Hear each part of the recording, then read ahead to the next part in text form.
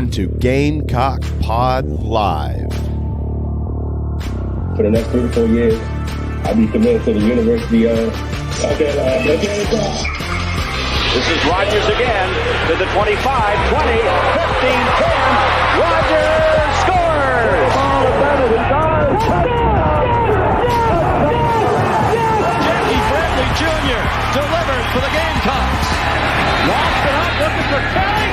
Touchdown! Can you believe it? And South Carolina is sending shockwaves through the SEC. Frederick plays it in at the buzzer. That's a win! Unbelievable! I don't believe it! And now, live from Studio 54 of the Gamecock Pod Studios, here's the Cockfather himself, Keith Alsep.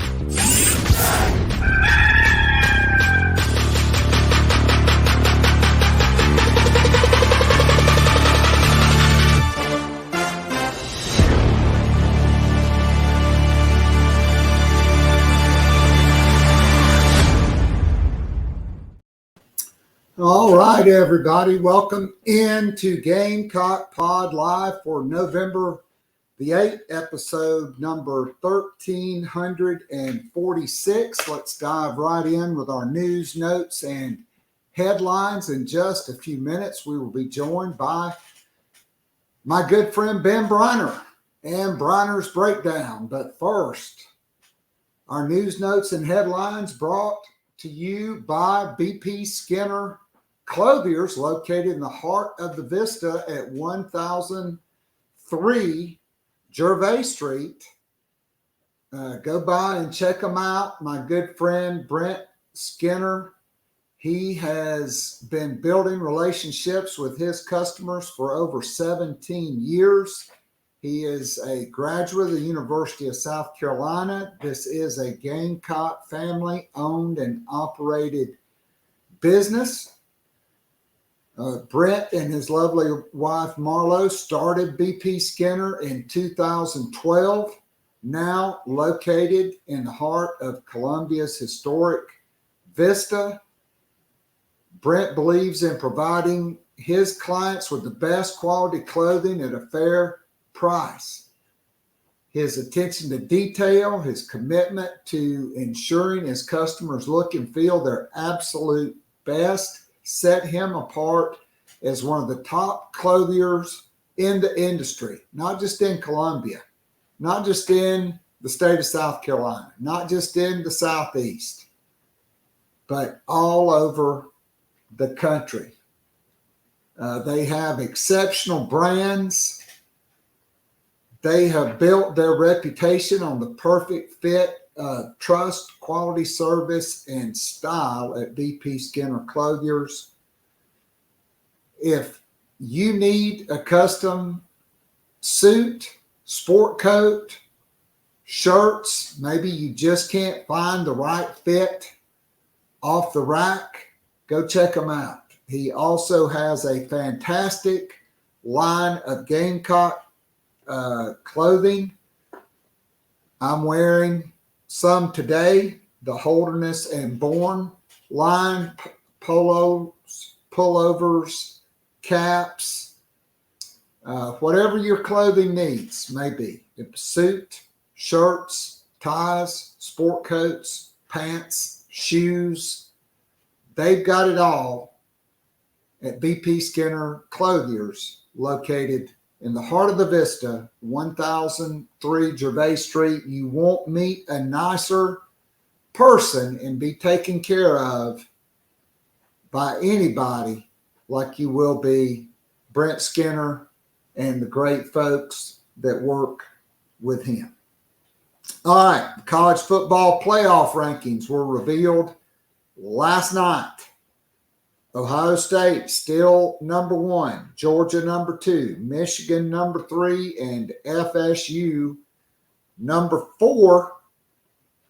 And so you got this kind of cloud hanging over Michigan and the Big Ten and Ohio State, right? Like in a couple more weeks, Michigan, Ohio State are going to play. That's going to be like a college football playoff quarterfinal game.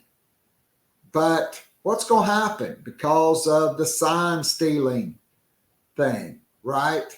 Like everybody's accusing Michigan, but Michigan is accusing others of stealing their signs. And so there was expected to be something come out today, but it didn't happen. Maybe by the end of the week, maybe not until next week. Several Big Ten coaches want Jim Harbaugh suspended.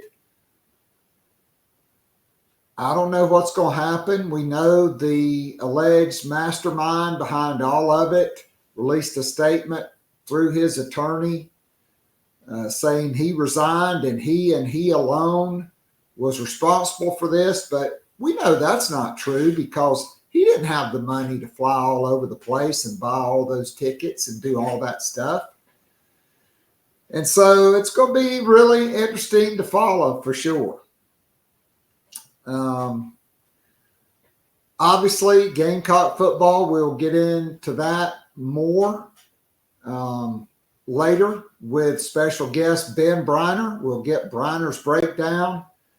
We'll talk about the Jacksonville State game. We'll look ahead to Vanderbilt and the rest of the schedule. We'll talk about the big picture and how critical these final 3 games are for Shane Beamer, for his program, for the future of some of the assistants on that staff, in particular the defensive coordinator, Clayton White, who's blocked me on Twitter, and Brad Crawford, and probably plenty of you that are listening as well. All right, tonight, Gamecocks men's soccer back in action, fresh off Sunday night's upset of number 1 Central Florida. The Gamecocks will take on number 7 West Virginia for a berth in the Sun Belt Tournament Finals, which were hosted by the top seed UCF in Orlando. That gets underway at 7 p.m. If you want to watch and have ESPN Plus, you can. I'm sure my man John Whittle will be tuned in. Maybe he'll be in Orlando for that. Who knows? He is a soccer enthusiast for sure. Basketball season got underway on Monday, as we all know by now. Gamecock men and women both victorious by the same point margin, 29 points. Gamecock men opened their season with an 82-53 victory over USC Upstate, led by former Denmark Olar star Dave Dickerson, who played at Maryland, coached there for a long time. And not only that, but you had Kerry Rich's son, who had been the special assistant to the head coach. He suited up and played. But this was all Gamecocks. They shot the ball extremely well, no doubt about it. Looking at it, Gamecocks jumped out to a 42-28 halftime lead behind some strong first half shooting. Gamecocks in that first half, 13 of 24 from the field and 6 of 11 from downtown. 10 of 13 from the free throw line. Meechie Johnson was on fire. 3 for 3 from the field. 2 of 2 from downtown. 5 of 6 from the free throw line in that opening half for 13 points. Talon Cooper, the Minnesota transfer and the Dorman product, he had 8 points. He was 2 for 3 from the field, both from downtown, and 2 for 2 from the free throw line. South Carolina came out hot in the second half as well. Gamecocks continued the onslaught, shooting 16 for 31 and going 6 of 11 from downtown in the second half. And so for the game, it ends up with B.J. Mack, 13 points, Meechie Johnson, 15, Miles Studi, 10. Talon Cooper also tying Johnson with a team high 15 points. Jacoby Wright had 9. Off the bench, Zachary Davis 4. Morris Ugasuk, the freshman from Finland, he had 5. Josh Gray chipping in 3, and Benjamin Bozeman's Verdonk chipping in 2 points and 2 rebounds on the night. Gamecocks go to 1-0. Earlier in the day, although it was night in Paris, a historic victory by Gamecock women's basketball, ranked number 4 in the coaches poll, number 6 in the AP. They took down number 10 Notre Dame 100-71. Also a 29-point margin of victory. It was the largest margin of victory in school history over another top 10 opponent. It was also Notre Dame's largest losing margin in a season opener. I mean, just a historic win. The first women's college game played on Parisian soil. You had a national television audience. You had Ryan Rucco, Rebecca Lobo, and Holly Rowe there, and they witnessed a historic victory by the Gamecocks. South Carolina came into the game. Basically, a lot of people were throwing dirt on Dawn Staley's program. Oh, they've lost to Leah Boston. They lost Zia Cook. They lost 5 of their top 6 scorers. They're not going to be that good. Well, I don't know about that. I love this team. I love the speed. I love the athleticism. I love the way they share the ball.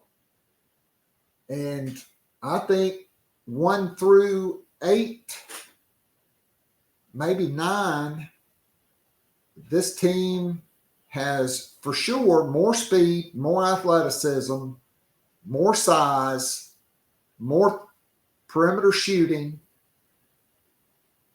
and it's a totally different team. It's a totally different style of play. You're not rolling it into Aaliyah Boston every single time. They're spreading the ball out. Notre Dame opened the game in a zone. Okay, they just surrounded Cardoso. Well, what happened?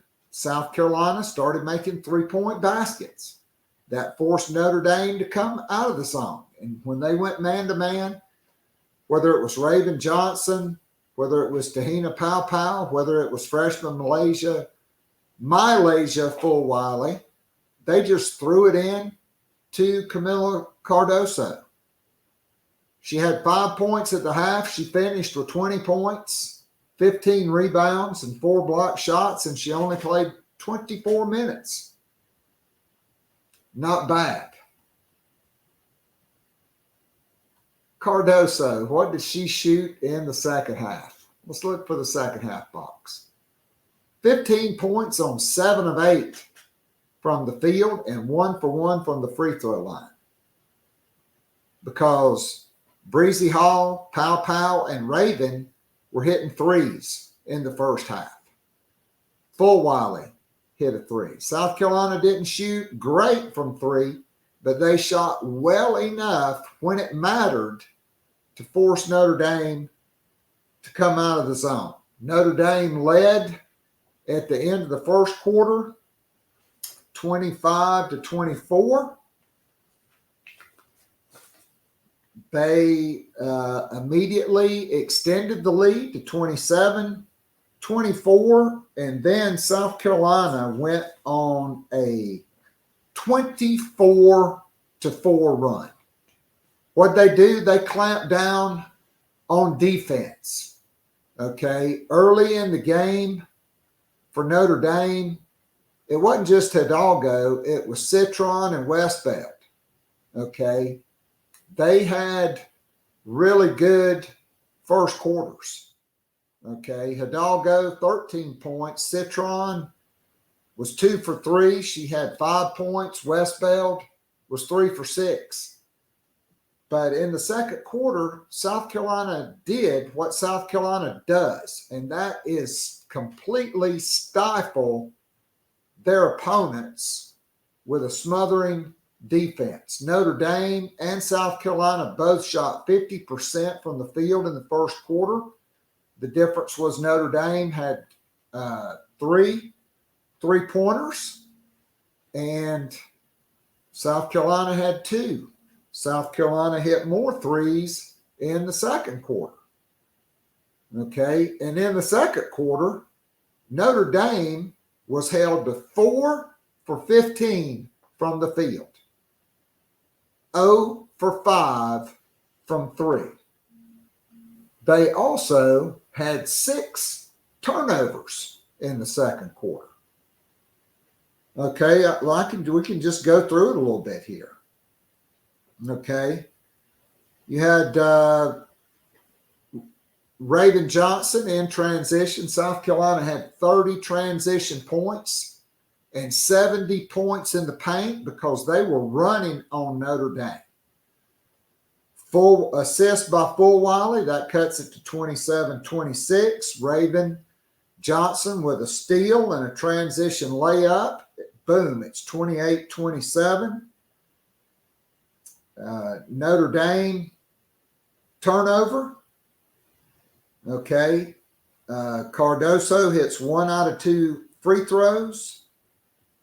Then Watkins gets an offensive rebound, stick back. That makes it 31-27 South Carolina. Okay. Fulwiley, transition layup, 33-29 at the under 5 media timeout. Then pow to Cardoso. Fulwiley hits a 3. She banked it.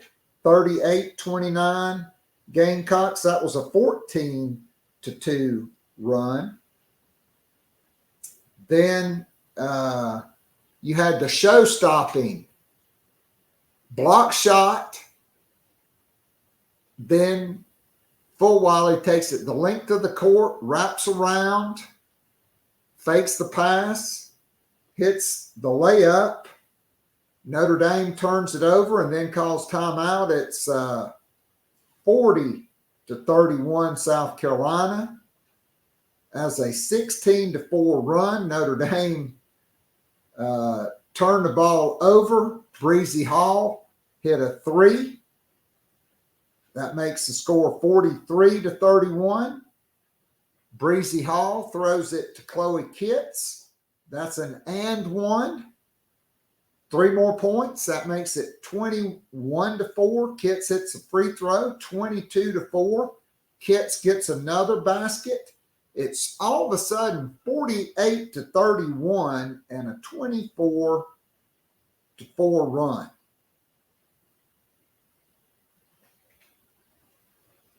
Maybe that's 49. Okay. 31. Hidalgo hit a bucket to end the half. 49-34 at the half. Then South Carolina opened it up. They led by 20. Okay, less than 3 minutes into the third quarter because Notre Dame had to go man to man. 58-38, Notre Dame calls timeout. And Cardoso just went nuts in the third quarter. the game was over. You had the great pass to Pow from Malaysia, full Wiley, and South Carolina scored 100. They had 5 players in double figures and 3 more players with 7 points apiece. Cardoso led the way. You know, Dawn Staley's team plays inside out. 20 points, 15 rebounds, 4 block shots. Malaysia, full Wiley, 17 points off the bench, 8 for 14. From the field, 6 assists, only 1 turnover, 6 steals, and 1 block shot in 26 minutes. Tahina Pow, 14 points, 6 of 10, 2 of 4 from distance, 6 assists, and just 1 turnover for her. South Carolina, through 3 quarters, made 31 field goals. They assisted 23 times on 31 field goals and only had 7 turnovers through 3 quarters. That's not bad for a team that has an entirely new starting 5. I mean, maybe it'd be okay if you were playing USC Upstate or Norfolk State or the College of Charleston or a Division II school. You were playing number 10 Notre Dame on another continent, on national television. And that's what you did. Okay, Raven Hollywood Johnson, 11 points, 5 of 10 from the field, 1 of 3 from downtown, 7 assists from her, and 1 steal in 22 minutes. And Sanaya Fagan, who would have started, Chloe Kitts got the start. Fagan, 12 points, 6 for 9 from the field, 4 rebounds in 14 minutes of time. Then you had the 7s, which is the number of perfection. Chloe Kitts, who's tough as nails. 7 points, 2 of 3 from the field, 3 of 3 from the free throw line, 2 assists, 2 block shots in 13 minutes. Breezy Hall had 7 points. She was 2 of 2 from the free throw line, 2 of 8 from the field, 1 of 4 from downtown. But I'm going to tell you right now, that Breezy heater, it's coming. All right. 3 rebounds, 1 assist, no turnovers. Breezy Hall, a team high plus 25. Okay, because she makes winning plays on both ends of the floor. I just have this feeling she's going to have a way better season than Bree Hall had last year. Okay, and then Ashlyn Watkins, 7 points, 3 for 4, 1 for 1 from the free throw line. She had an and 1. 5 rebounds, 2 assists, 4 block shots in 18 minutes. How about that? I thought Tessa Johnson, she gave the team 12 quality minutes, 1 point, 1 steal, 2 assists. And she's going to do nothing but get better. Sanaya Ja got into action, 4 points, 2 for 4 from the field, 5 rebounds, 2 assists, and 1 steal in 8 minutes.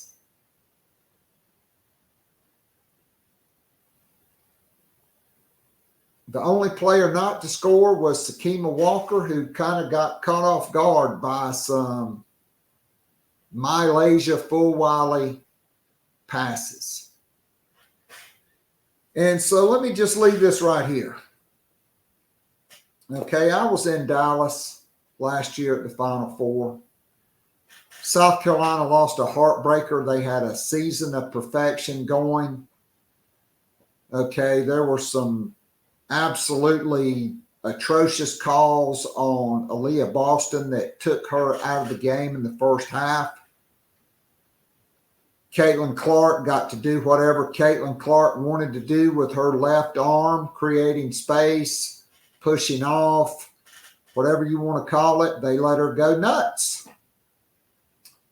They let Iowa's post players beat the crap out of Boston, Cardoso, everybody. South Carolina didn't win the national championship, unfortunately. But, man, all of the junk that was talked about Dawn Staley by the national media that got back to insiders, people within the program, racist comments, people throwing shade on the black coach with the largely African-American team. Okay. Meanwhile, LSU wins the national championship. They are celebrated. Kim Mulkey. I won't say anything, but let's fast forward to Monday night in Las Vegas. What was that about? Okay, LSU got taken out behind the woodshed by number 20 Colorado. It was the first time since 1995 a defending national champion had lost their season opener. And that's when UConn, after they won their first national championship, I think, I don't know when it was, they played Louisiana Tech. And the assistant coach was Kim Mulkey. And so they really got boat raced by Colorado. That game, not as close as the final score indicated. They trailed by 20 points a good bit of the fourth quarter. In that game, Angel Reese sat on the bench and sulked.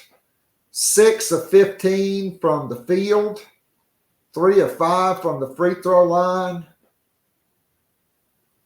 Okay. Anissa Morrow, the player that they convinced not to visit South Carolina, even though she had given Dawn Staley her word on the last visit, 2 for 9 from the field. 4 points in 18 minutes. I'm sorry, 6 points. 4 personal fouls, 4 rebounds, and 2 turnovers. I'd call that karma. And then I don't even want to get into Kim Mulkey's outfit. I don't know what that was. Maybe she thought it was a leftover from Halloween. Maybe it was left over from Jim Carrey's dressing room as the Riddler on Batman in the 90s. Maybe it was a tribute to Porter Wagner. I don't know. But Kim Mulkey, I haven't watched the video. I just read it a short while ago. She got up and stormed out of the media, post-game media, with the questions with the press, complaining about the lack of leadership and toughness on her team. Now, Kim Mulkey coaches a largely African-American team as a white lady, okay? I haven't seen much any outrage over that. But could you imagine if Dawn Staley had a mostly Caucasian team and was in Las Vegas at the Hall of Fame Classic men's and women's. They played games on national TV all day that day and was the defending national champion. Number one, wore an outfit like that. And then number two, stormed out of the post-game media and complained about her, mostly Caucasians, team's lack of toughness and leadership. What were the headlines on ESPN, Hempy? On CBS Sports? On Fox Sports? What would all of the Clay Travises and Jim Rome and other national talking heads, what would that conversation have been like Tuesday morning?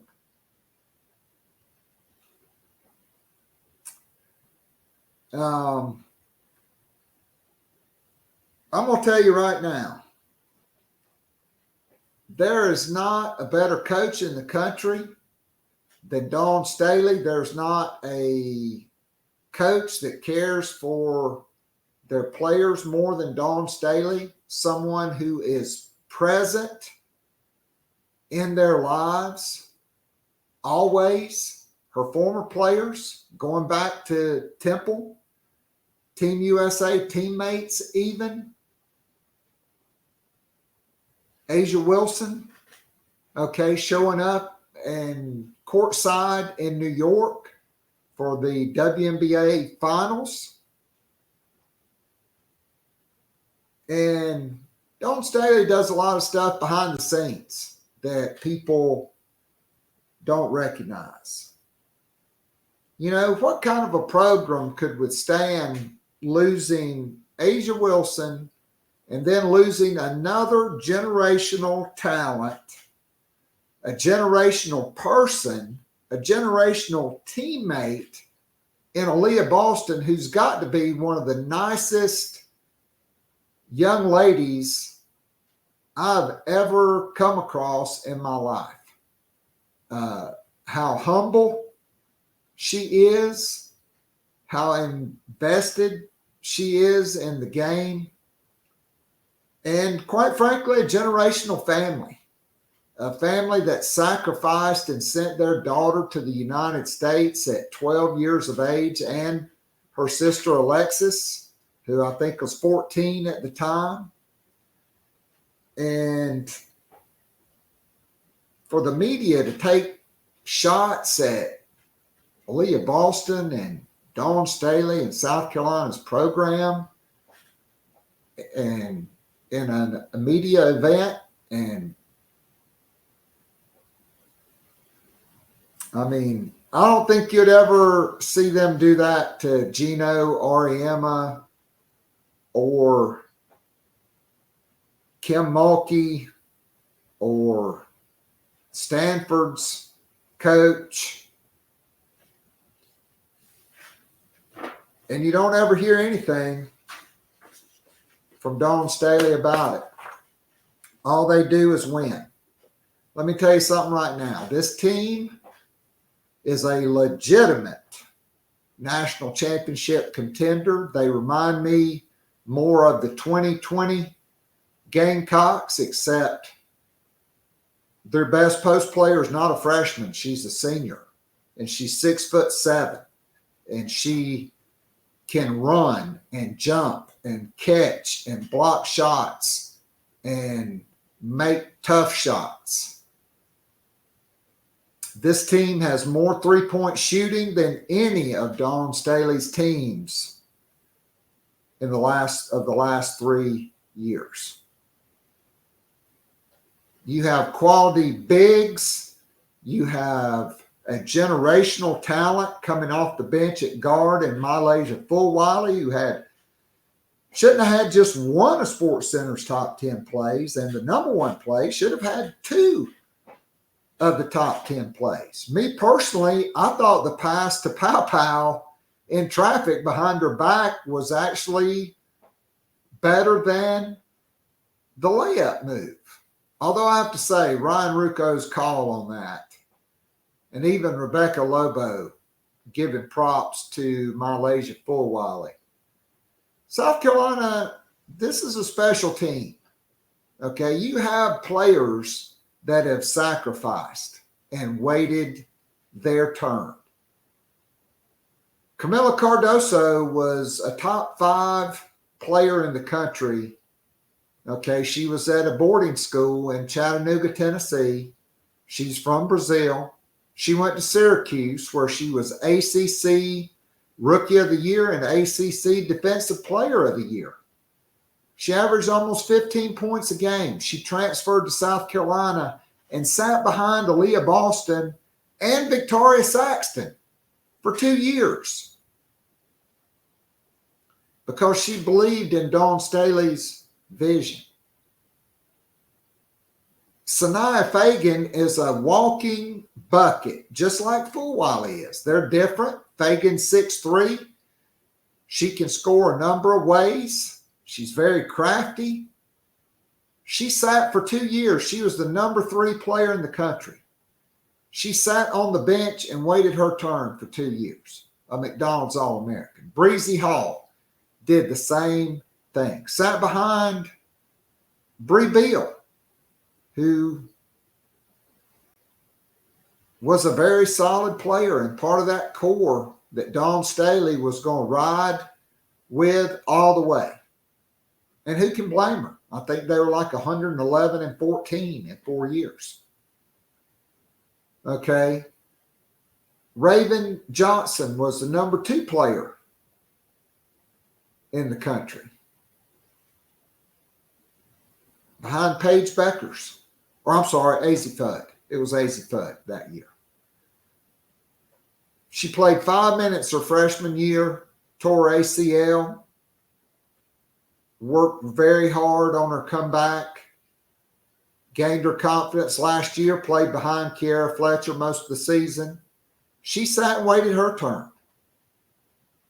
Ashlyn Watkins, last year she could have, and this year she could be starting for virtually every team in the country. I mean, you could name on probably 3 fingers the teams in the country she would not start for other than South Carolina. She's big time. Tessa Johnson, another McDonald's All-American. Okay, we know about Fulwiley, who could have gone anywhere in the country. All right, Chloe Kitts. She could be starting for most every team in the country. She's probably going to come off the bench. Tahina Powpow, a great transfer who's added a veteran presence, a legitimate 3-point scoring threat, and a calming influence on the team because she knows how to control the pace of the game. She knows when to push it. Nobody works harder than her. If you don't believe it, go check out her documentary on YouTube. It's awesome, the amount of work she's put in.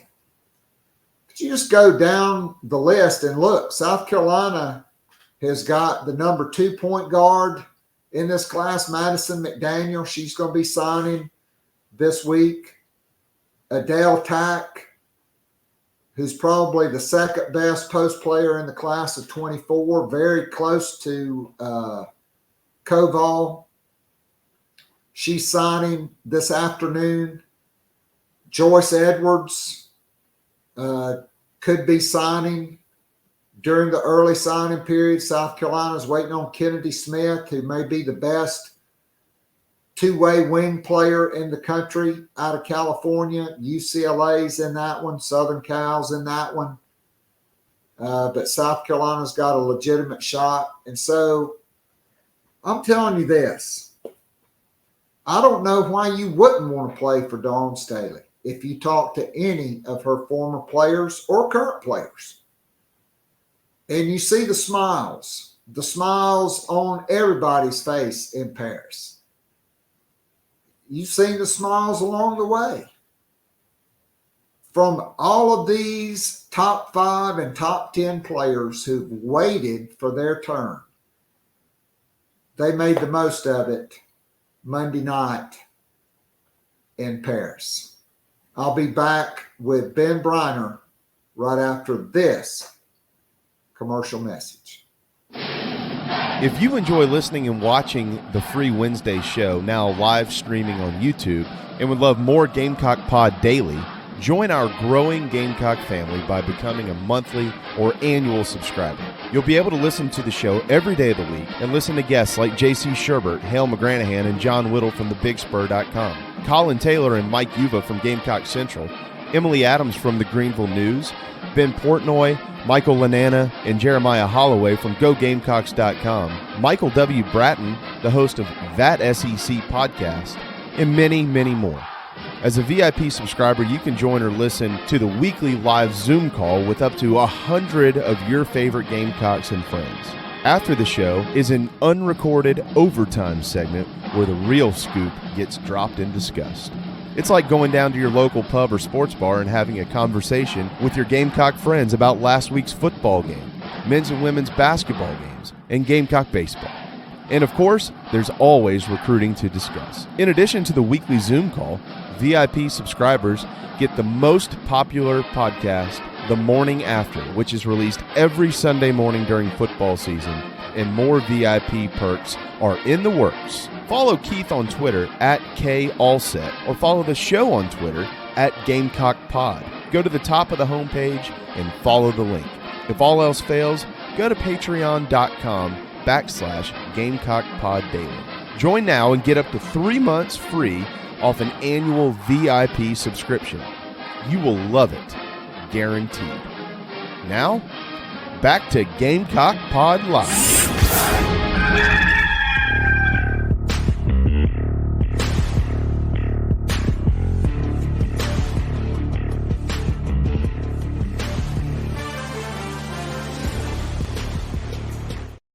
All right, I'm back. We're back. Before I bring in Ben Breiner, I did want to say this. Tomorrow on Gamecock Pod Daily, we'll have Hale McGranahan. We'll get the latest football recruiting. Football, right now, the coordinators are meeting with the media. We will also play the best of the Q&A from Dow Loggins, Clayton White, and Pete Limbo, because I think we need to hear from Pete Limbo. Special teams have been anything but special. Then on Friday, we'll have Mike Uva from Gamecock Central. We'll pick some games, get in depth about South Carolina and Vanderbilt. Okay. So I was going to have Brad Crawford from 24/7 Sports on today, but he had early pickup. He had daddy daycare duty up there. So we will reschedule with him. All right. So without further ado, and you'll have to give me a second.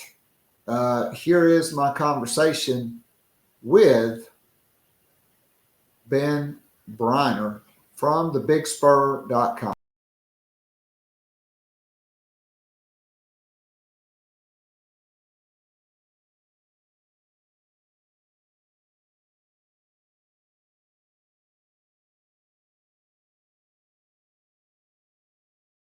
Right, and we are now joined on Gamecock Pod Live by the Ted Kaczynski lookalike.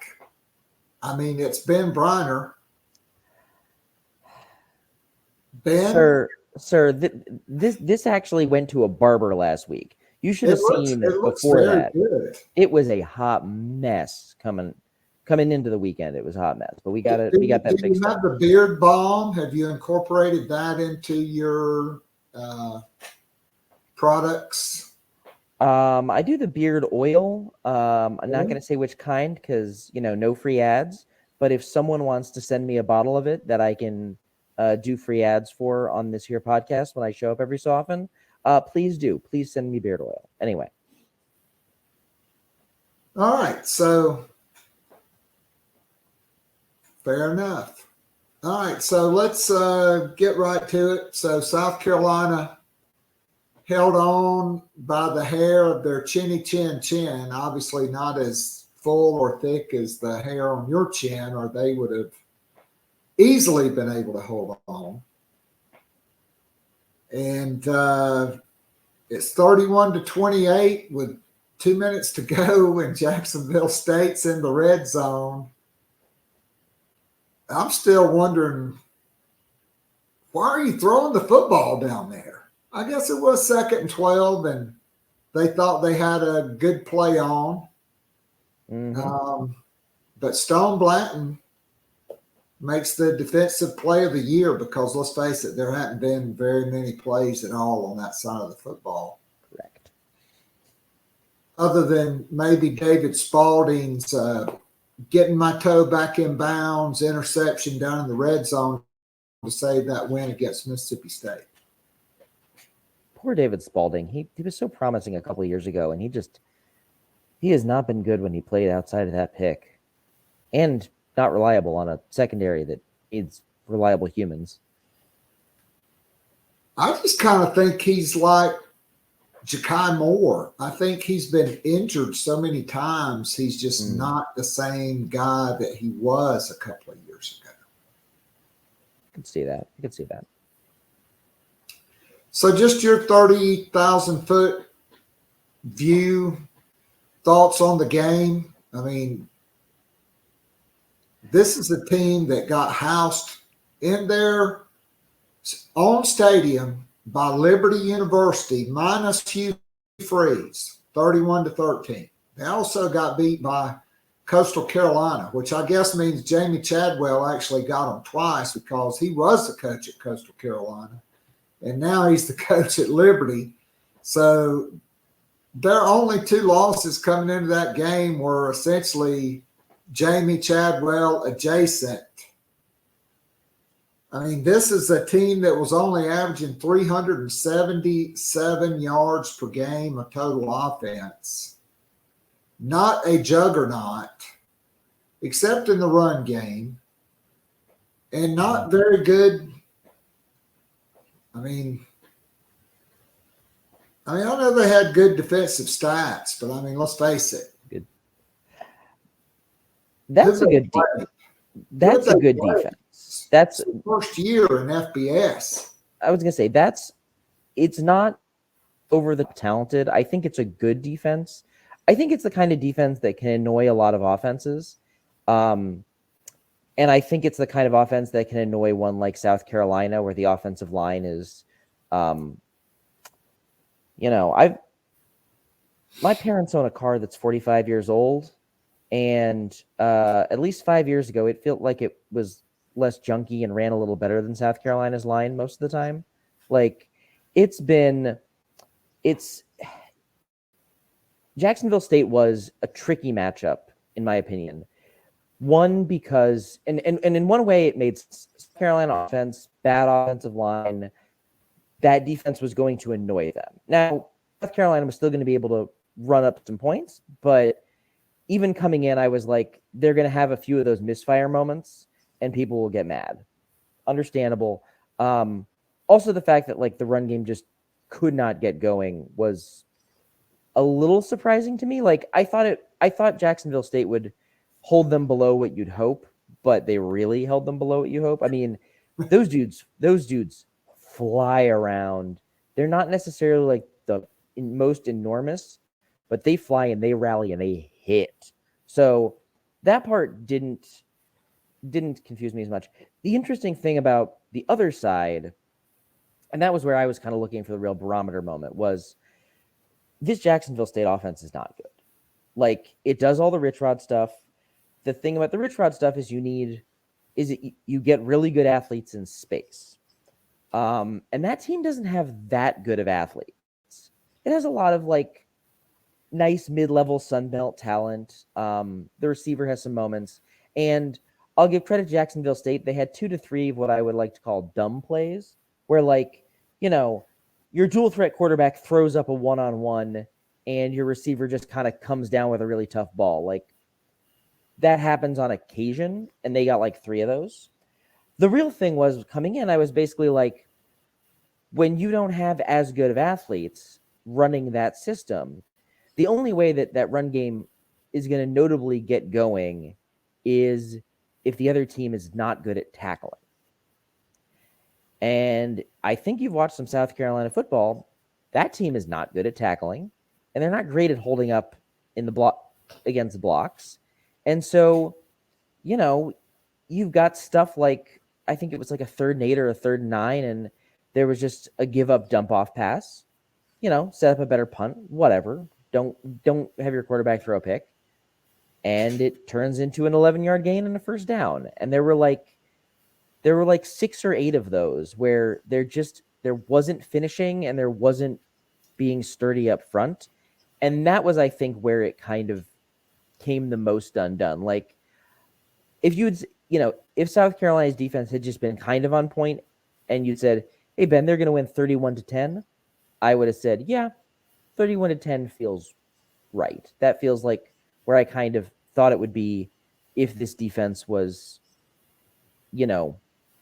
okay as compared to real struggle bus experience. I mean, I thought like on that play, and like you said, there were 6 or 8 other plays like that. I call them the Maverick play, where the player at some point just slams on the brakes and Stone Blanton flies right by, and then he starts back again and runs for the first down. See, I thought you were going to say Maverick because in I don't know if you saw the new Top Gun, but they have the game. You have? The game where they play the beach football with 2 footballs that makes absolutely no sense. I thought you were going to say that that's what the defense looked like on those plays. Well, we could definitely go there as well. Oh, it's not great. It's not been good. So you described the Jacksonville State defense, and that's really what an SEC defense does. They fly around, they're disruptive, they annoy you, and they really hit you hard. Now, on the last play, on the Stone Blanton interception, South Carolina, I guess they were really in a 6 or 7 man zero pressure, and Debo Williams hits the quarterback, forces him to throw it a little early, and he hits him high and his helmet come off. I'm not saying that was targeting, but I was in College Station when they called targeting on DQ Smith for hitting a guy like at the waist with his helmet. And that was targeting. And I thought, and look, I thought there was, some favorable officiating for South Carolina. I thought there were 2 or 3 questionable hits, and there were instances where the punter went down legitimately and there was no flag.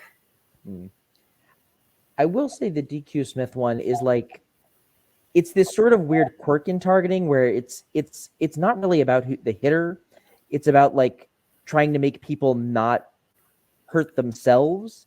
And it's weird that it gets like, it kind of needs to be its own penalty, like maybe 5 yards or something. Cause like you're trying to get people to not stack up their spine and shatter their vertebrae, which I understand. But the fact that that also throws you out for a game and costs you 15 yards and a first down, I'm like, we need to fix that as a sport. So I was asked about that, and I'm going to address it here since this is our live show, and our free show that goes out on all podcast platforms, including iHeartRadio and Amazon Music, Spotify, Apple Podcast, etc.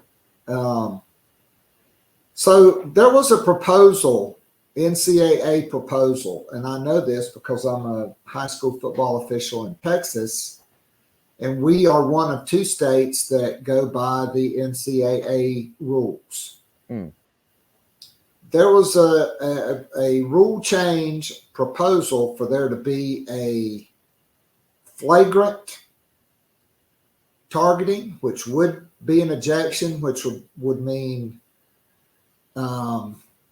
that there would be multiple elements. There would be a crouch, an upward launch, high contact, head-to-head contact with the crown of the helmet. If you had a quarterback that goes into a slide and you launch and hit him with your head, you're out. Versus a non-flagrant where the player's aiming low and the running back lowers his head at the last minute, or the DQ Smith play. Yes, he hit him with the crown of his helmet, but it was not a high hit. It was not an intentional hit. Should it be a personal foul? Could it be a personal foul? Yes. But then if you get another one, it'd be just like an unsportsmanlike conduct foul. You get one.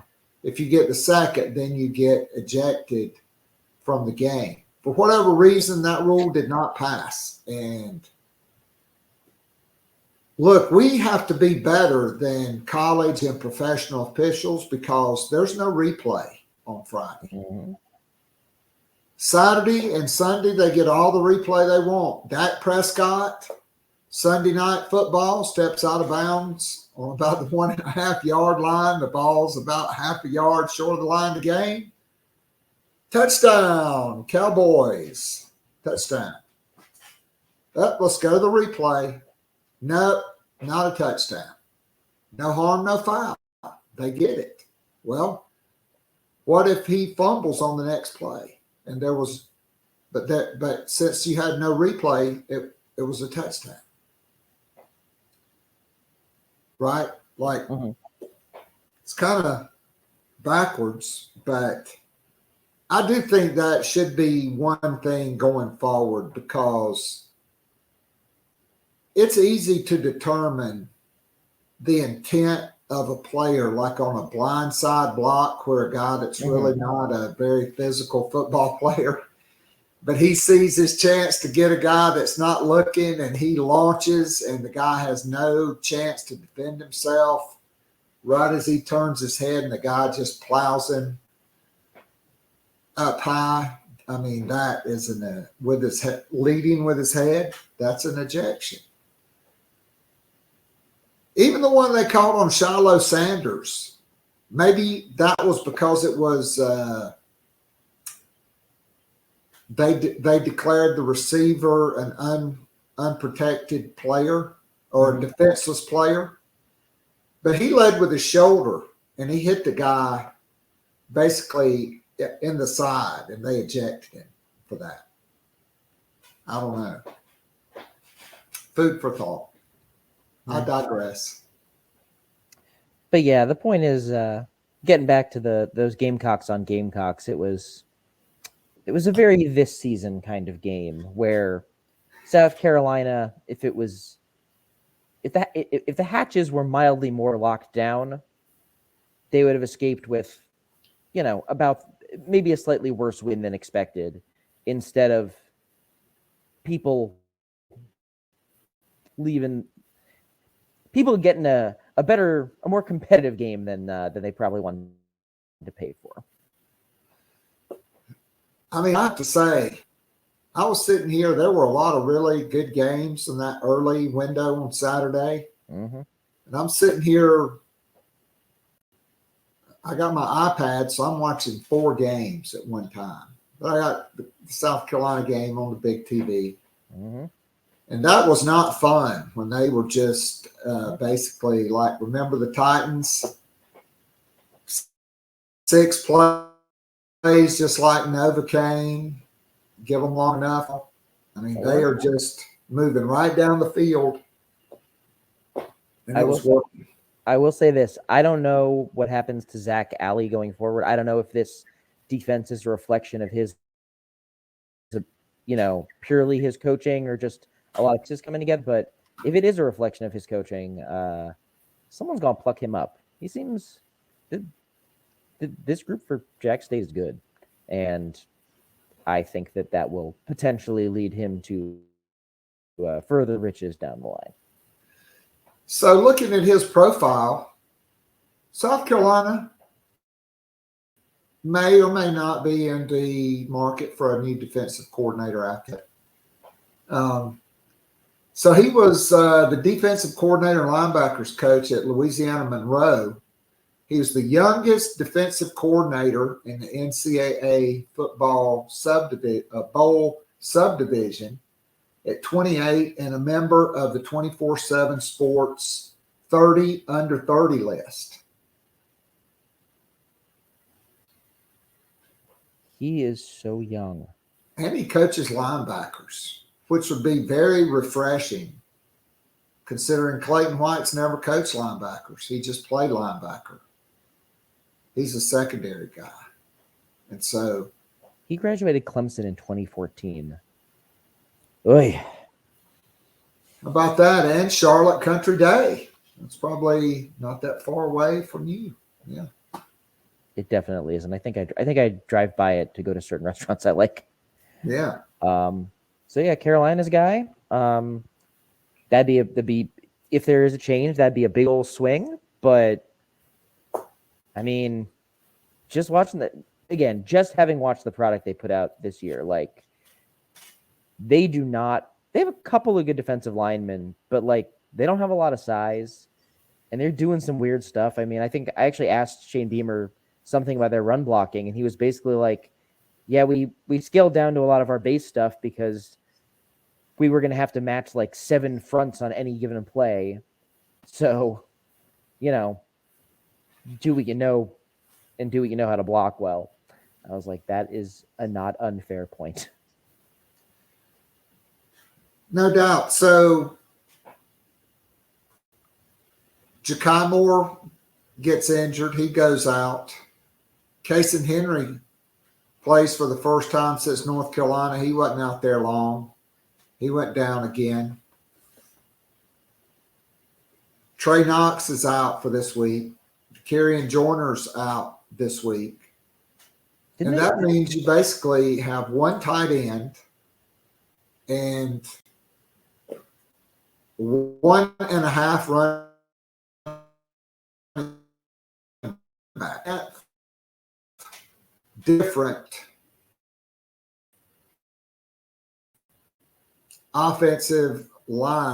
starting offensive line of the year in your 10th game of the season. And let's not forget also the best receiver on your team isn't playing, and the third best receiver has been in and out of the lineup. Though I think he'll be back. Though I think he's back for the moment. So that is, it's interesting because the long arc of college football history is hard to understand in the moment sometimes, and if things go a certain way next year, things will be one way. And if they go a very positive way next year, this gets written off as the year from hell. But it's one of those things you just very hard to track in the moment, I mean, it definitely is. I mean, here's the thing is you're wasting a monster year from Spencer Rattler, right? And Xavier Legette. Clearly, these are the two bright spots on this football team. Legette, 9 catches, 217 yards, 2 touchdowns. Rattler, 27 of 38, 2 touchdowns. He did have the interception on the first play of the second half. I thought that was a poor job by Nicholas Harbor of recognizing the ball in the air, because he has done that on some balls that have been underthrown, and he's come back and got it. He just kind of gave up on that one. But if Rattler leads him and Xavier Legette on the one where they call the kind of ticky-tack DPI, Mm-hmm. Rattler would have had 500 yards passing. Yeah. No, I mean that pick was, it's a one-on-one ball, and if you're Nick Harbor and you're getting 60 snaps a game now, like you kind of got to win the one-on-one ball against the FCS DB. Like I think 7 is pretty good for them, but like, you're out there to be 6'5" and win those balls. So, and you certainly can't get, beat as bad as he did on that one. But, also he's a freshman. He's a freshman who is more raw athlete than polished receiver. So some of them are the growing pains. But as you said, this offense, those two dudes, like they have been, I mean, Rattler's been everything you'd hope for. Leggett has been about 7 times more than you would have hoped for. And it has, it hasn't been a good year, but there's stuff that has been decidedly suboptimal. So Xavier Leggett, and there's 3 games left of the regular season, 50 receptions, 973 yards. That's 19 and a half yards per catch. He's averaging over 108 yards per game, 5 touchdowns. Rattler, 212 of 304, 70%, 2,516 yards, 14 touchdowns, 6 interceptions. And really, outside of the one before the half against Tennessee, I'm sure there's one other one that was a bad one. I mean, you can't really blame at least 4 of his interceptions on him. They were throwing them up at the end of the game, trying to make a play. I mean, with 3 games to go in Vanderbilt, who's actually 0-6, I mean, you got to think Spencer Rattler is going to go over 3,000 yards if he's able to string together, 300-yard games. That's going to be 3,400 yards passing this year. Leggett is easily going to surpass the 1,000-yard mark, only needing 27 yards. Those are both historic level seasons if that happens. Yeah. Not a lot of 3,000-yard passers at South Carolina. No, sir. I mean, literally, let's put it like, and here's the thing about Spencer. I think that the volume of his production actually understates how good he's been. Like, I can his numbers, and I'm like, feels like better than that. And some of that I think has been like, I think certain elements of the current offense they have help a little bit because it's trying to do so much to get the ball out quickly because offensive line issues. But like, honestly, if situations around him were mildly better and you said, like, the way he's playing, I think, if it wasn't a tire fire in a lot of spots, I think he'd be a 4,000-yard passer easy. Like, that's where I think he is. And it's not going to happen because, as we've said, like the receiver depth has been torn apart. He keeps just getting brutally hit. And that's kind of a failure on a number of levels. But yeah, like coming out of this, I think we're gonna. I think the estimation of him just grows kind of beyond even those numbers, and they're pretty good numbers. So, I mean, there's no doubt. So, if we look at the defense, Clayton White has an ominous going of the most games ever in South Carolina history of allowing over 20 points per game. Even Wally Burnham held State to 14. They won 77-14. Brandon Bennett rushed for 13,000 yards in that game as a freshman. I was there with my dad. South Carolina, 77-14. I mean, look at it, giving up 31 points per game. They're giving up over 433 yards per game. They're giving up 43% on third down and 70% on fourth down. They're not good in the red zone.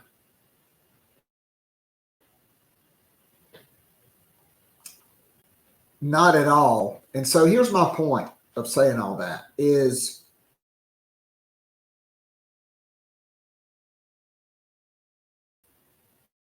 South Carolina overachieved year one. Year two, they won short field and get points.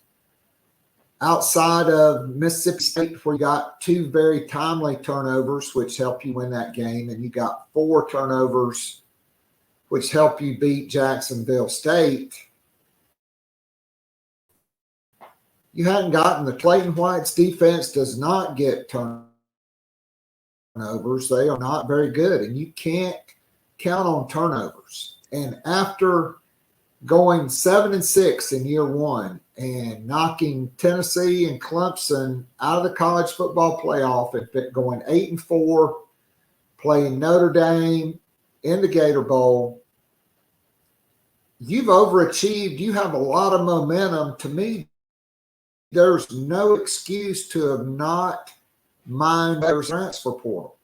There are plenty of guys in the transfer portal that you don't have to pay $400,000 and give them a Ford Raptor truck like Jordan Birch wanted. Okay? There's plenty of guys. Clayton White, I mean, mid-year they brought in no defensive lineman out of the portal.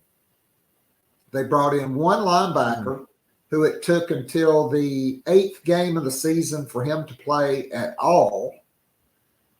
They took 0 players in the secondary out of the transfer portal. But they've been playing 3 safeties all year, and none of them can cover big-time slot receivers, but they run the same stuff out there every time. The pass rush is woeful. South Carolina's at the bottom in sacks and tackles for loss. I think, and it's not Stone Blanton's fault, but to me, they have very few quality linebackers, and they are very poorly coached. And to me, there's no excuse after the 2 years that you've had to be able to go and get players out of the transfer portal. And Clayton White has not been able to do it. So I'm going to push back a little on kind of the first thing you said. You said, this is a turnover reliant team. And I think that in a way understates something that has happened with this team, because that first year, there's a metric I use that basically, it doesn't ignore turnovers exactly, but the way that it rates stuff, it's like on a play-by-play basis, and it treats turnovers as more noise. Kind of as you said, they're hard to rely on. They had a good defense that first year and a pretty decent defense that second year. And on that metric, they are now. And so I think relying on the turnover stuff almost understates what's happened in terms of the quality of play. That first defense played actually shockingly good man coverage, really disruptive. And last year, they didn't do it intentionally, but they ended up you don't necessarily want to be a bend but don't break defense. They weren't scheming for it, but they ended up a pretty decent bend but don't break defense. They were at least preventing big plays. And now what's happened is they are atrocious run and pass in terms of keeping teams from getting ahead of the sticks. And their big play prevention is fine, but it's not top flight. So it's, there was a number that Pete Lembo would always quote to me back 10 years ago when I covered him. He would basically say, any drive where you have a 20-yard play, the chance of scoring a touchdown goes up an astronomical %. And last year, teams could march on them, but they weren't necessarily giving up that many 20-yard plays that turn your potential field goal drive or stop into a touchdown. This year, they're doing that and teams are just marching ruthlessly against them. I mean, I think at least looking at like the passing numbers last year, they were still by the end of the year modestly disruptive in terms of pass game, not in the run game, and that's fallen apart. They cannot do that. Now, in terms of the transfer portal, I think it's interesting because defensive line definitely accurate. They needed to upgrade the defensive line, especially end. They failed to do that. Linebacker was interesting to me because they came in relying on Mo Kaba, which in retrospect they should not have done. They came in relying on four-star talent, which Stone Blanton plus Pup Howard, both those bets, Stone Blanton they've modestly lost. Pup Howard, in terms of being like a potential impact first-year guy, I think we can say they've lost that bet. And Debo Williams was going to be Debo Williams. Like, ideally, he's your number 3 linebacker, and he's nice for that. If he's your number 2, you're in more trouble. So there you wanted like a really premium playmaker. The failure to get that is notable. Landing a Jerron Willis, who's like a player I like, but Jerron Willis is like, landing Jerron Willis is kind of like landing Nick Harbor, the wide receiver. Like, if you were coming in saying those guys are going to really matter for us, like, you were going to be in trouble. And the secondary is the one I find the most interesting because so much of that has been, I would almost call it a weird regression. Like, Kilgore came in. Kilgore is better than expected. He's solid. But, like, coming off last year, you would have expected DQ Smith and Nick Ewenworry to be, like, guys the defense could rely on. And they simply have not been that at all. And then you have David Spalding, who, as we talked about, like, was a guy you would at worst be like, that's a guy you can plug in anywhere and feel okay. He's been a guy you can plug in nowhere. That's been a problem. Peyton Williams is hurt. Like, they came in and you had all these things where you're like, at least safety should make sense and be solid. And it just hasn't been there. Honestly, if you'd said to me, what do they need to recruit across the season for the defense, I would be like, outside defensive ends, I would have said star linebacker, corner, and if the right safety wants to come to town, sure, you bring him in. But safety, yeah, that would have been a push. And then you have the corners where, like, they haven't been great, but they've also been sort of the least of the problems. I wouldn't even say they've been good. They've been present. And they haven't been killed in the ways that we've seen some Gamecock corners killed, which has been wild because that was the part I was kind of the most concerned about. And again, would you like it better so you don't have to play Judge Collier off the bench? Yeah, probably. But I don't know. It's been interesting because, again, like, all of that recruiting would have been, I guess, trying to find an upgrade under the assumption that you could at least wring solidness out of that back seven. And that hasn't just been there at all. Like, people who should be solid have not been. I actually kind of like Judge Collier and think he should be playing, and they should play Fortune, Collier, and Dial because they're getting killed in matchups in the slot. Yeah. I mean, the problem there is always going to be that, like, even by the standards of corners, Fortune is Fortune. I mean, plus, Ben, those guys are having to play 80 to 90 plays a game when you count special teams reps. And I think that is a symptom of the problem late in games. And the Florida game, which was the biggest game, where you had the 10-point lead and you had 2 chances to get a 4th down stop with a routine one-on-one play in the open field. Guys are gassed. And when you're gassed, the first thing that goes are your fundamentals. And the problem is the true freshmen are not ready, right? Mm-hmm. The guys they signed last year that are redshirt freshmen are not good enough to play yet, even though I like Kawan Banks, I guess, more than Clayton White does. And so there's zero depth in that position. Like, the 5 guys that are playing, other than a few Judge Collier and a few David Spalding plays, and then, the unfortunate targeting brings Keenan Nelson Jr. back in, who looked like a deer in the headlights on that long run against Texas A&M. When the guy got there, he just froze. That they need more players in the secondary, and they're going to have to replace Marcellus Dial. I mean, something's going to have to give there. And quite frankly, Nick Emanwari or DQ Smith, I think if a new guy comes in, would be linebackers. At least one of those two, maybe both of those two. At the very least, wherever you put them, they got to play better. Like, that's just – I think that those two are capable of better than they have been this year. And I don't know what has led to that being as big of a problem as it's been.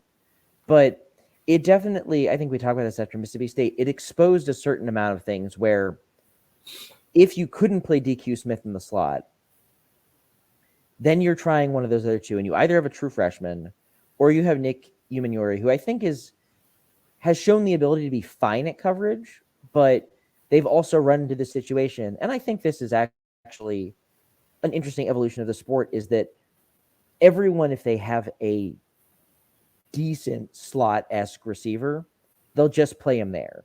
I mean, even South Carolina, Xavier Legette, I think I've got the numbers somewhere. Like, Xavier Legette is, in theory, a model outside receiver. He is tall, he is athletic, he's a jump guy, and they play him a ton in the slot. And kind of the beauty of that is, let's say you bump O'Donnell Fortune or Marcellus Dial in. Well, those guys got to be edge setters on counter. So all of a sudden, Marcellus Dial has to deal with a guard. Marcellus Dial dealing with a guard is going to be, like a tilt-a-whirl funhouse ride, like getting spun around. And it creates this real, it's smart football from everyone, and it creates this real tricky problem. And I think the question going forward is going to be, can you find physical nickels in that mold? Or can you get Nick Emanwari to get whatever's wrong with him, whatever has been such a struggle, to potentially just get okay enough at coverage that you'll live? Because the problem is, like, in some of those games, especially that Florida game, like, if he had been okay enough, you take 3 catches off the board, that's a win. You're not happy about it, but it's a win. The problem was he was that level below that. And I'd have to check the physical stuff for some of the kids. And, I would never suggest anyone tamper with anyone, because that's wrong morally, clearly. But I know that Jacksonville State's got a couple of good hybrid nickel types that are pretty decent in coverage and pretty dang physical. And, again, I wouldn't tell anyone to do that, but I also could imagine a situation where either of those guys was handed maybe a $70,000 NIL deal to come and help someone's depth. Just an idea out in the ether. Who's to say? Who's to say? All right, so Vanderbilt rolls into town this weekend. There's good news and bad news. Vanderbilt has the most explosive passing plays of any team in the SEC, and South Carolina is awful against explosive passing plays and have given up a ton. I still have PTSD from Tulu Griffin the last time I was in Williams-Brice Stadium. It continued with Ricky Pearsall 2 weeks in a row, 2 home games in a row. You had DQ Smith on Tulu Griffin, and you never got out of it. You had Nick Emanwari on Pearsall. Now you are playing Jalen Kilgore, who, quite frankly, probably has the best shot of being able to cover guys long-term, because I think he's the most athletic of all 3 of them. I'm not taking anything away from Nick Emanwari, but when you're 6'4", 225, it's hard to change directions as quickly and move your hips like a 6'1" or 6 foot guy when you're that big. And so I don't know. But if I look out there and I see the little slot receiver from Lawrence, McGowan's, and DQ Smith's lined up out there in man coverage with him, that's only going to be a happy ending for Commodore fans. I think this is interesting. I think, and God, these are the most famous last words. This weirdly feels like a better matchup than last week for South Carolina. Because as you said, there is one thing Vanderbilt does well, which is they get explosive plays. They have two good veteran receivers. They have two good lower usage receivers. They have some wide receiver talent. They are also deficient at everything else, like monstrously. Like their quarterback, despite getting some of those passes off, is not very good. Their offensive line is not very good. Their run game is exceptionally unimpressive. It's also wild to think that Ray Davis was there last year and was like pretty good, and now he's in Kentucky and is just a murder wagon. But it's one of those games that I think could get less comfortable because Vanderbilt is making some big passing plays. And I guess there's a scenario where South Carolina's offense like misfires like a rusty pistol and trips all over itself. But man, I'm going to tell you something. This Vanderbilt team might be worse at tackling than South Carolina. They are atrocious at it. And it is, this is not the Vanderbilt team that like made life difficult on Florida last year. And I just think South Carolina can probably put up 45. And I just don't know that Vanderbilt can counter with 45. Now, again, I've covered enough Gamecocks football to know that when I say those words, that probably guarantees a 24-23 nail biter that is somehow in doubt in the final seconds. But like logically, just looking from this, South Carolina is good enough at offense to ring it up on this team. And Vanderbilt has the one thing, and it's the one thing that's the hardest to keep going. Like, again, a lot of big plays, but also like Ken Seals is whatever. Like, and the McGowan kid's interesting just because they do interesting stuff with him. Like they use him to augment the running game. They move him all over. He's feisty in an interesting way. And then the Shepherd kid, he's the real threat. That's the dude. I'll also give Florida credit for they were playing Vanderbilt earlier this year, and they called like maybe the most zero blitz I've ever seen on like the Vandy 30. Like just no one over the top. And Will Shepherd just beat their guy on a fade, shoved him off when he tried to make a tackle, and it was like just gone. So yeah, I think there will definitely be some heartburn moments. But it basically comes down to there's very little reason South Carolina shouldn't run it up offensively. And then it's just a matter of if South Carolina's defense can kind of keep a cap on that. I mean, you look at it, South Carolina's won the last 14 straight against Vanderbilt since Steve Spurrier lost back-to-back to Bobby Johnson in 2007 and 2008. Vanderbilt has lost 8 straight games after opening the season with a thrilling win against the Rainbow Warriors, Hawaii, 35-28. And they housed Alabama A&M. The only game that's been single digits was at UNLV, which they lost to Barry Odom. And it turns out UNLV is not terrible, which is weird. Super weird. I'll also say this from like a larger global perspective, that if this season goes the way that like the last 3 games that Vegas would tell you the last 3 games are going to go, you would end up 4-8, and you would end up going into next season a functional and fair hot seat season for a head coach. And I say that literally. I'm a big results person, and if you have 2 bad seasons at an SEC program in a row and they're not years 1 and 2, they fire you. That's how this game ends, and I think everyone knows that. However, this game coming up is weirdly important, because if the next 3 games go the way that people think they will, like Clemson still has 5-star talent, Kentucky's still a good program, Vanderbilt's Vanderbilt.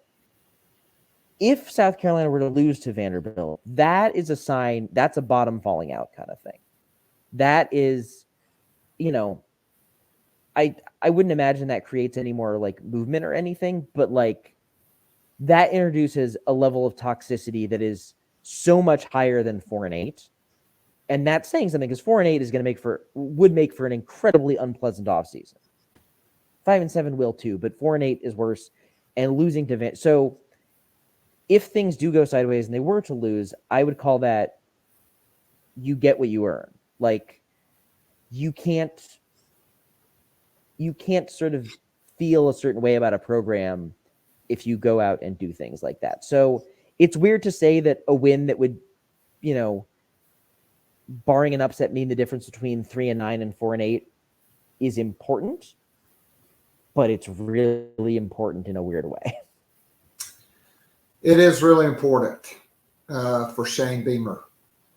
I had a conversation with someone inside the building over the summer,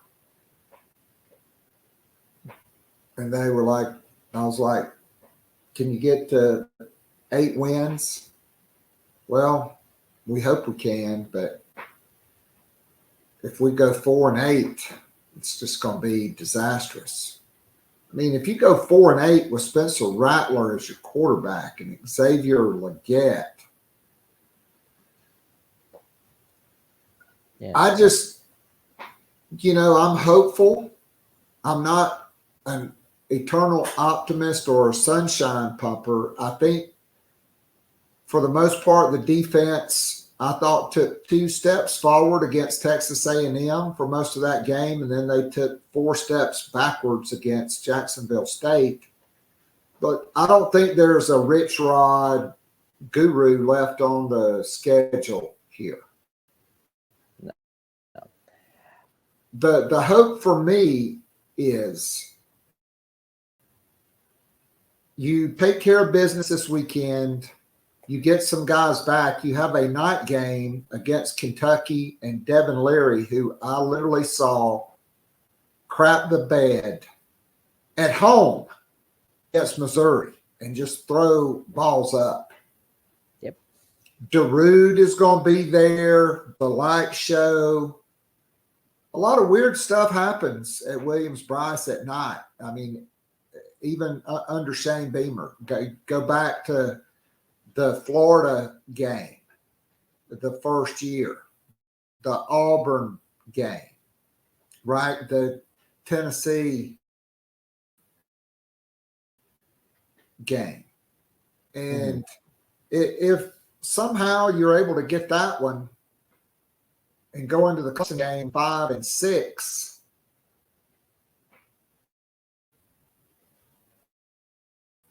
you give yourself a chance. You end is the way it'll be remembered. If you scrape by Vanderbilt like you did Jacksonville State and get housed by Kentucky because they just run it right down your throat, and Clemson comes in there and has one of their finest offensive days of the year. It's interesting. I've been thinking about this a lot, and it may end up finding its way into writing at some point sooner rather than later. But there's a lot of in the idea of how you got here, because, and this is weird to say, I look at 2 games because I look back on the schedule.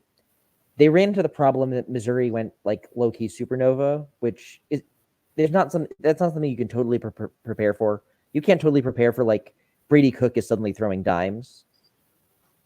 and both those receivers, their receivers have gone absolutely ham. But that Florida game,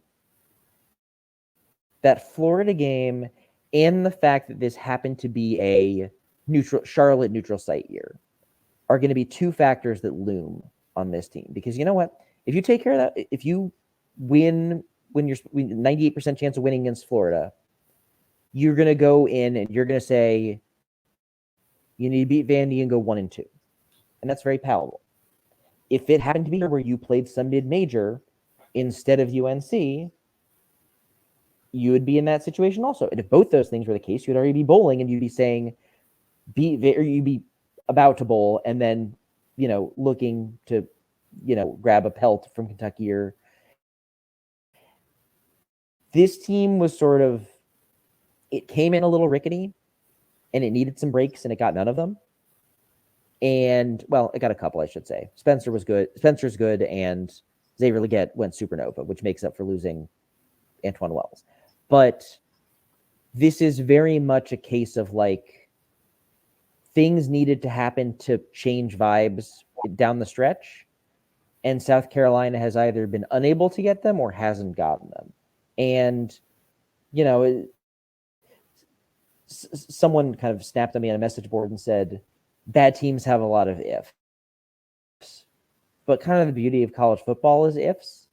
And this is a very, going into the season, the hope was be strong enough to be solid. And, maybe they turn around and just rewrite it, win 3 in a row. But if they don't, it's one where a lot of ifs will loom in the mind kind of going forward.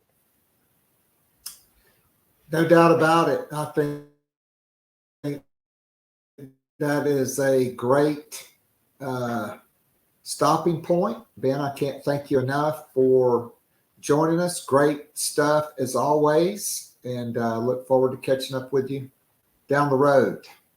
Absolutely. Good to come on.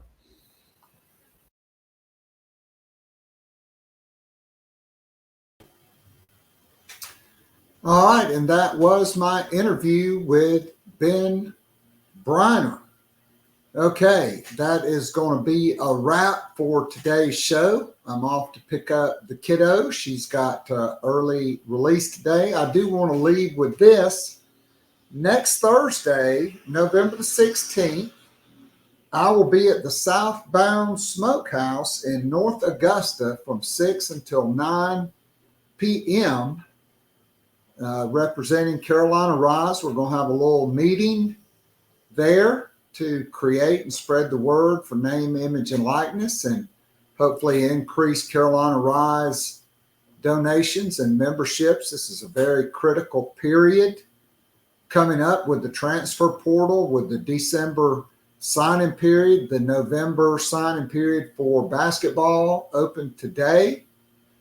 Gamecock men have announced the signing of Uko Federico.